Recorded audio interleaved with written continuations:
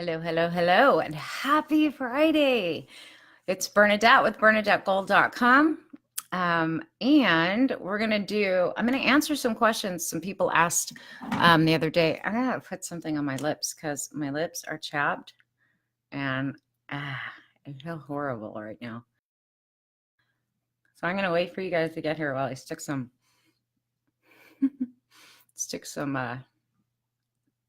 lipstick on, which I forgot to do. Hello. Who's here? Ashley, Bernie, Valkyrie, Laura, Megan, Beverly. Hi. How's everybody doing? Hi, Jeff. Who else just came in? Hi, Heather. I'm so glad it's Friday. I'm so glad it's not snowing. I'm so glad the snow is melting.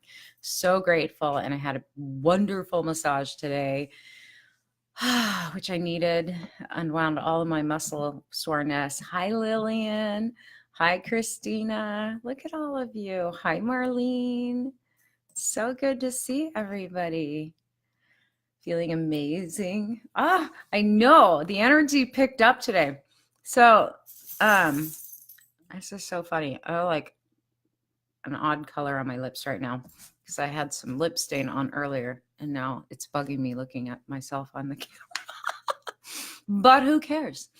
The energy did like flip today. The moon went into Cancer, which kind of good. It's a little bit better than where it was.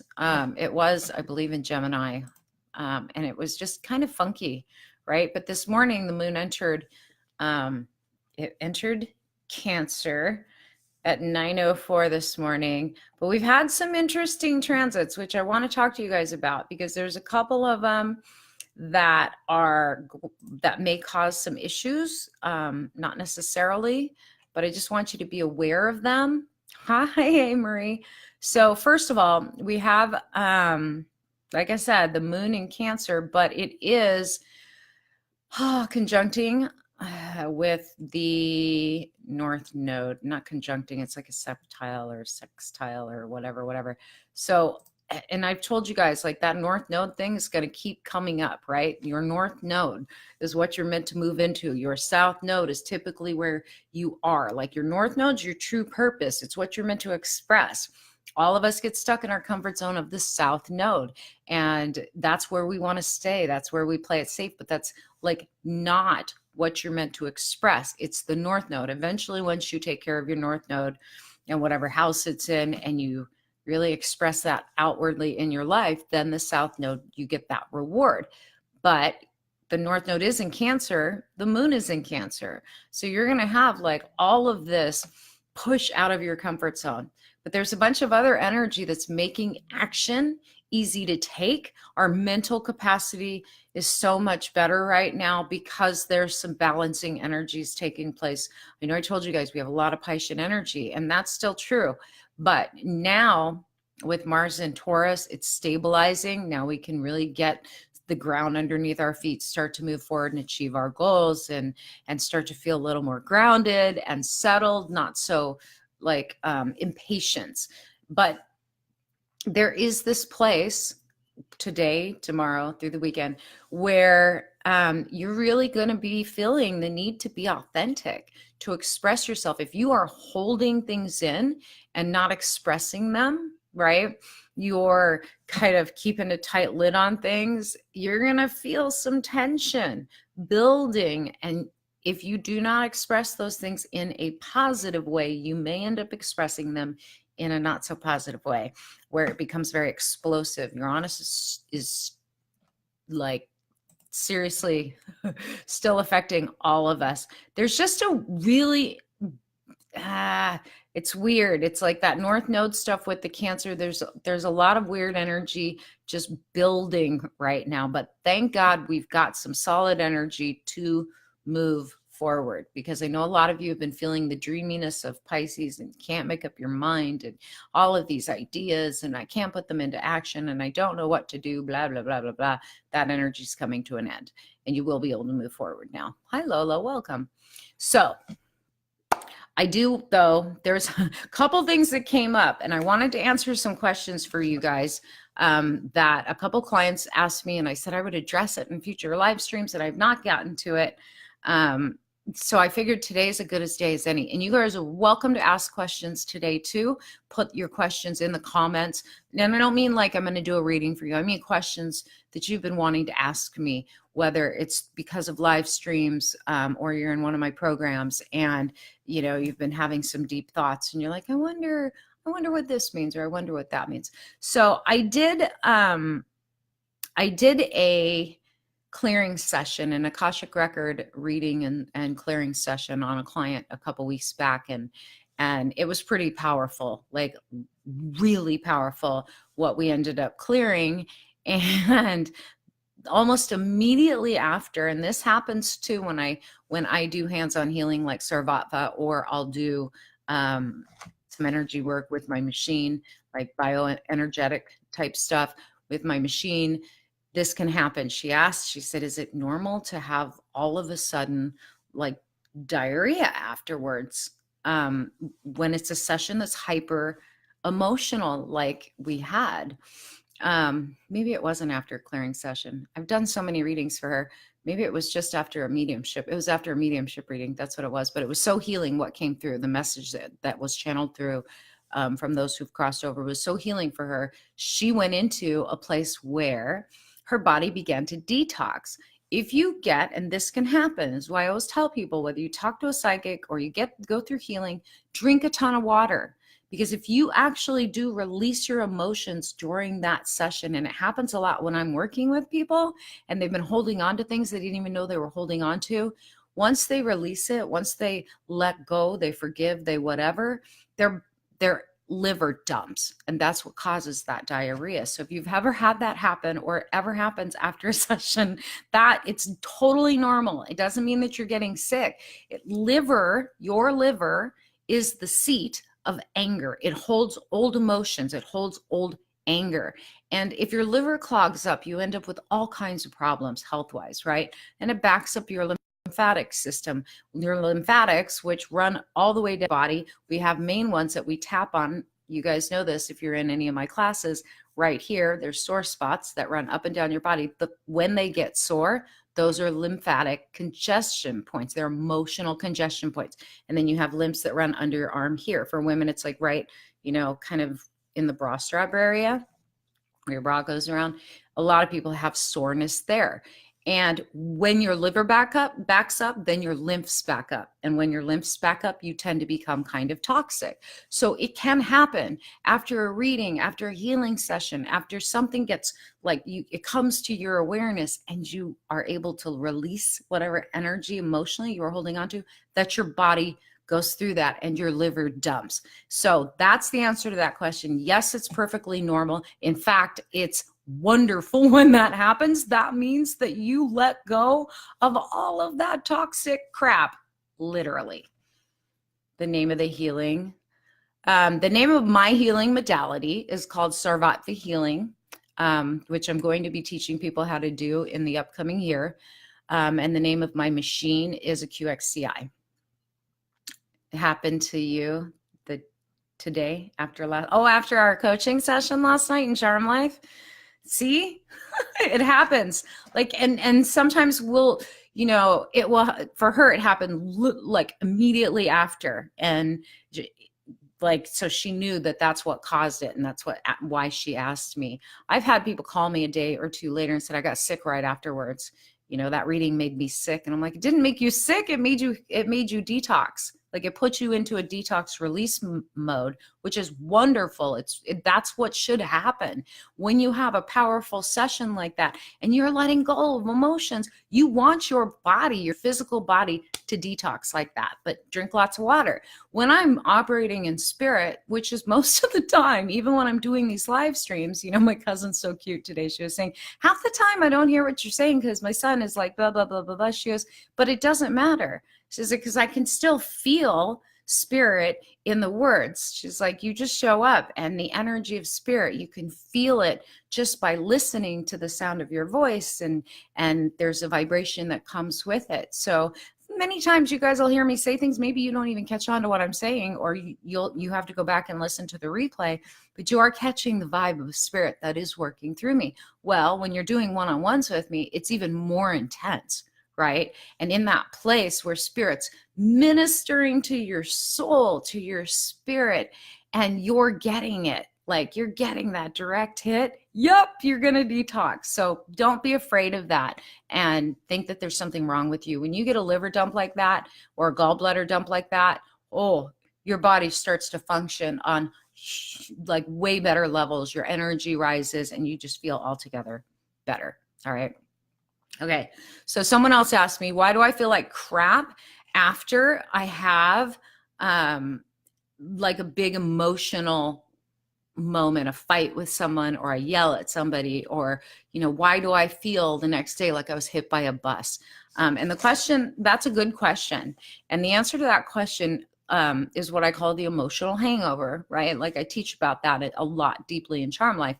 And I've mentioned it in different live streams, but what an emotional hangover is that place where and it can happen with people who are autistic, are empathic, and just get overstimulated, people that have ADD or ADHD, people that have PTSD episodes, or you lose it. Like you totally go into rage mode, kind of like what we call with dogs, the red zone, right? And you're in full on reaction mode. You're not really connected to yourself anymore. You don't even know what you're saying. You don't know but you're screaming, you're out of control. You guys ever had one of those moments, right? And the next day you wake up and you just feel like crap. You feel absolutely sick and tired. And aside from crying and your eyes are puffy, you just feel like you got hit by a bus. That is the emotional hangover. And it is that place where you have expended so much emotional energy, and not the positive kind, really the negative kind, where your body is actually contracted. It's really tightened down, and it's kind of your spirit's way of saying not so good to do it that way, not so healthy, because it can leave you in bed for a couple of days, right? When you have those kind of explosive episodes, or you get into a fight with someone like that, it can cause that. And it literally, your muscles tense, your organs get worked, and you feel like intensely dehydrated. That's the emotional hangover. That's why I tell you guys, get a hold of your egos so you don't have to go through that, because it's not fun. It's not fun to feel like that, right? You've had an emotional I think we've all had emotional hangovers. Seriously. So yeah. Feel so weak after calming down. Yeah. And then what ends up happening, I want you guys to understand this too. With those of you who have people in your lives that have those mental breakdowns like that, or they go into what I call the spin, they spin like a top and they just shoot their energy all over the place. They don't even know what they're saying. They're projecting it all out onto you. Even if they're not wanting to or meaning to, and they're doing it because you're a safe person for them to do it. And I want you guys to understand that, like, I'm not telling you to put up with abuse, but when you have like a child that has PTSD or some form of mental illness, you guys know what I'm talking about. They just kind of dump it all onto you because they become overly stimulated, or they just become overwhelmed and they cannot handle it. And then they spew it all and they feel like crap. You need to depersonalize and understand, like, they are that disconnected in that moment. They don't know what they're saying. They don't know why they're going off on this tangent. They can't shift their brains away from it. No, it does not only happen to women. It happens to men too, surprisingly. When men go on in anger, like a rage, and they hit their red zone, it happens to them as well. Yeah, they have very little energy and they feel kind of like crap. A lot of them end up, because they feel like crap, they end up drinking afterwards, right? And then they blame it on the alcohol, and no, it's alcohol mixed with emotional hangover. So yeah, emotional hangovers do suck. So if you can vent your stuff, which you're gonna need to do this weekend, peacefully and positively, you're gonna be in a much better place. But I will tell you guys, watch for people that are unconscious, reacting to the energy, right? They might go in that place where they do explode. And I do want you guys to understand the part of being on the receptive end, or the holding sacred space end. of being very loving and compassionate, and don't throw back, you said this and you said that, because they don't remember. They've already got enough shame. If you've ever dealt with someone with borderline personality disorder, and know what that is, okay, they do have a lot of shame and blame already. For you to add on to it by saying, well, you said this and you said that, and rehashing the whole thing, they're already beating themselves up 100 times more than you could beat them up. Don't do that to them. Just hold sacred space for them, right? Because you know that they're going to have that emotional hangover. Just hold sacred space and tell them, it's okay. I understand. You needed to let that out of you. And honestly, the reason it gets like that with some people is because they do hold it in and hold it in and until they just can't take anymore. And something hits the final straw and they just have to let it go. And it's an ugly thing to watch. It's a scary thing to watch. But if you can just hold that safe space of stay calm. Don't try to fix them. Don't try to shift them. Just know that that's what's happening. They're overstimulated. They're overwhelmed. They may say they hate you, right? My husband's always tired, but he also gets set in anger easy. Yeah. Well, look, you guys, like the liver is what processes and detoxes anger, emotions, and it is the seat of anger. It's where anger sits and hides in our bodies. So if you're prone or know someone who's prone to a lot of anger outbursts, right, their liver is congested, it's toxic, and it spills over into the bloodstream. And when those toxins go into the bloodstream, and I'm explaining to you guys from a physiological standpoint, but when it does, it makes the blood sluggish. It makes you feel tired, right? It makes your brain foggy. And if you're not actually detoxing all of that stuff, then that's how you're living like all the time. And that's what ends up causing even more and more and more sickness, right? Seriously.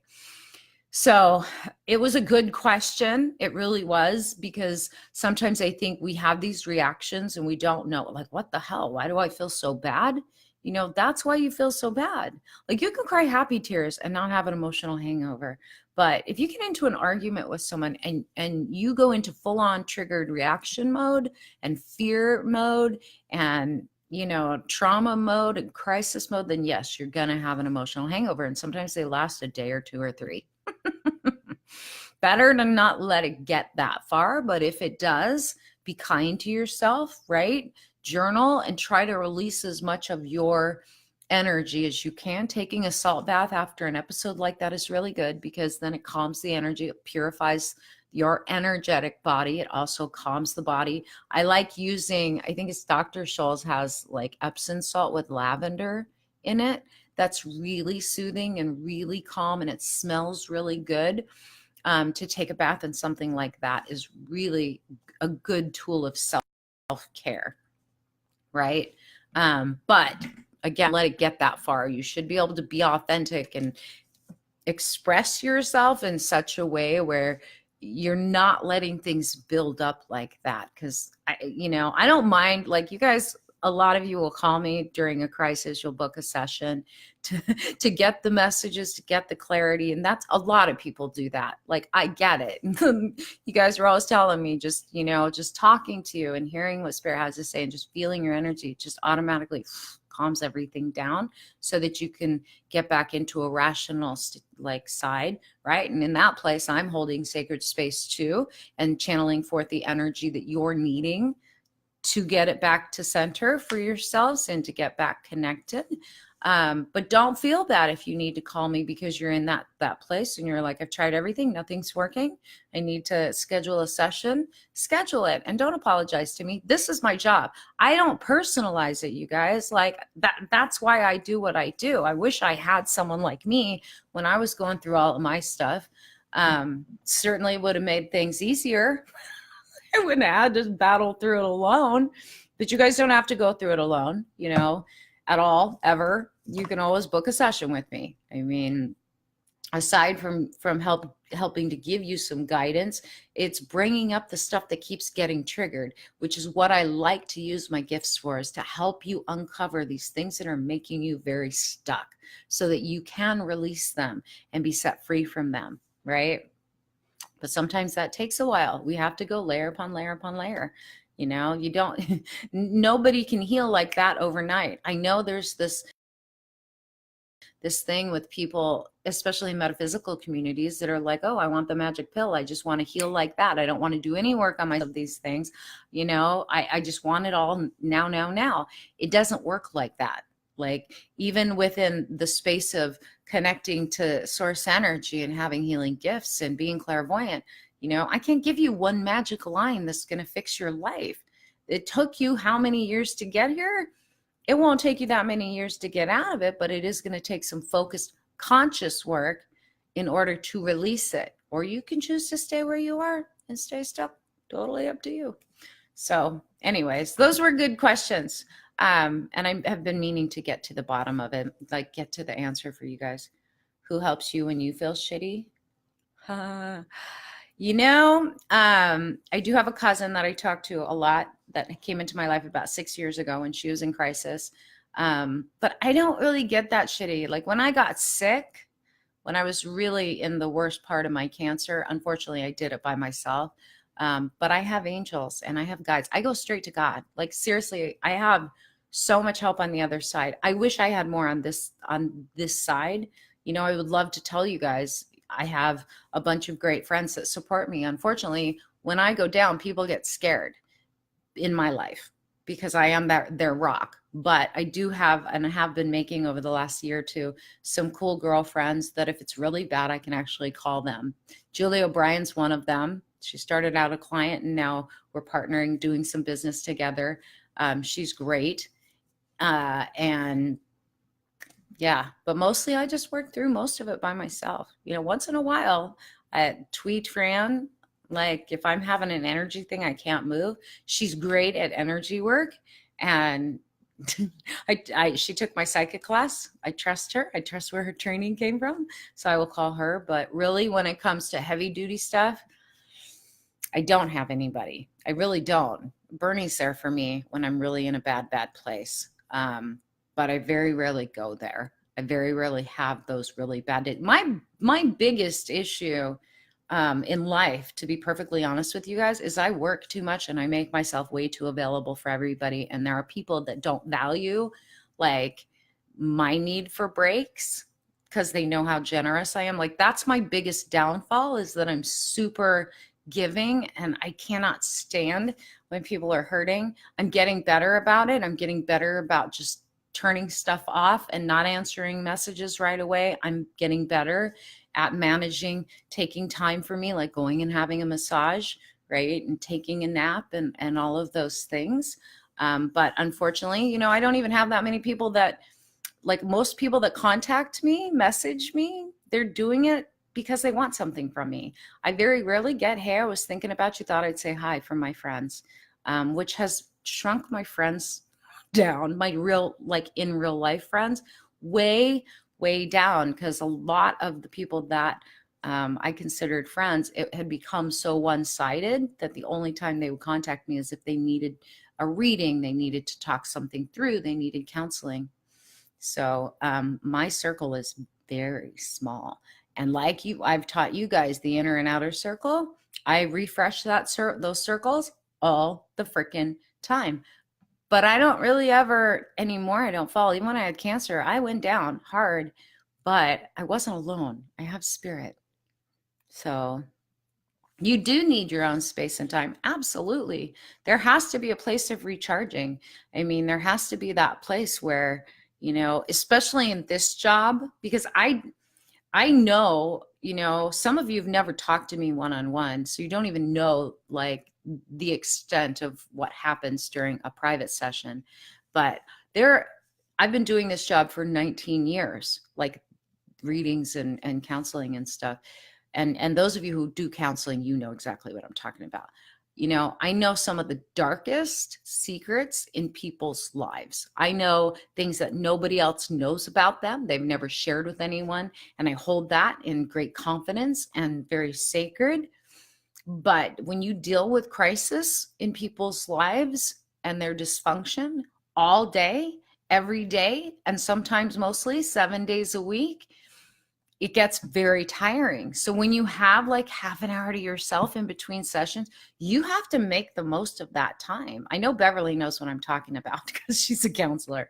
It's not an easy job. Like, it's not something, people say don't take your work home with you. And I'm really good at detaching at the end of the day and letting everything go. And I have to. I can't personalize whether someone heals, whether someone, gets through there, whatever. I do what I can do. But it is tiring. It's not like every day I get to do fluffy, fun readings, because they're not. People typically call me when they're in crisis. Sometimes they call me for fun stuff like business, and I'm really good at business readings, and I'm really good at business strategies. So for that stuff, those are fun. General readings are fun for me. Mediumship readings a lot of times are fun for me, but then sometimes heavy stuff comes through. So it's just we have to balance, right? And I've gotten really good at handling my own stuff so that I don't show up with baggage. Like, I don't want to show up for you guys with baggage. And I think that's one of the things in life. If we can all take on that attitude, I'm showing up for somebody, I'm showing up without my own baggage. I'm showing up clean. If we all did that, could you imagine the shift on this planet? I'm going to show up clean. I'm going to show up with a heart of love to give. I'm not going to ask anything. I'm just going to show up with the biggest presence I can possibly exude. Imagine what that would do to the world. So I challenge you guys, get there, but be authentic.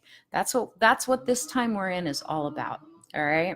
I'm going to go because we have someone that my property management company surprised me with today. Came and they're cutting down our split trees. She is in my backyard.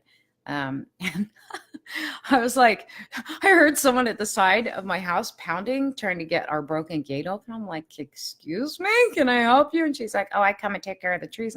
I've lived here over 2 years. Like, I've never seen you before. No one told me that you were coming, but she is here. So she's cleaning up the trees with her chainsaw. And I don't want you guys to have to listen to that because apparently she's getting close to my window now. Anyways, all right, you guys, have a good evening. I might come on this weekend. I might surprise you. I've got some big things brewing. I'm launching this whole other business thing right now. I'm getting Sarvatva moving. I've just got another draft edit, whatever, on one of the chapters in my book today. So there's just so much happening right now. And I'm super excited to share all of it with you. You're skilled at not taking on other people's. It's essential, right? But I actually have psychologists and psychiatrists and doctors that actually do take on their patients' stuff, and not good. It's not good, right? Even if you're a nurse and you're helping people, like, or you're someone that does hospice, you can't. You need to learn how to detach from it and then go home clean and then detach from that energy. So, you can't wait to hear about it. It's products. That page that I shared a post from earlier, the Sarcastic Queen, that's been set up for cut. It's probably been close to a year now. It's taken me that long to finally have the time to play with it. But we're going to launch our products here in the next week. Some of our products, and I've got categories broken in. It's a venture between me and my daughter, and I'm bringing in a couple different people to help out with that business. So I'll be excited to share some of that stuff with you guys, because some of even though that banner, the Sarcastic Queen, there are going to be a lot of sarcastic little stuff that's like a side where I get to play a little bit outside of the seriousness.